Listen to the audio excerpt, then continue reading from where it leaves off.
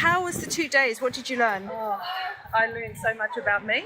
It was the most incredible experience I have had in a leadership program. I learned about fear, my fear, and what it does and how it limits me, and I overcame it. And I'm so proud of myself. It was a fantastic experience. You've been so supportive, and you got us through it, and you gave us no option to just find that resilience and keep going. So yeah, I'm really, really proud of myself. What lessons will you take back to the workplace? You know, I think when we're working with people, noticing their fears and supporting them, and noticing when things you feel a bit anxious, how you just got to take the time, reset, breathe through it, and, you know, do your mantras and be really positive, but share that with people who you notice that in as well. I think it's really important.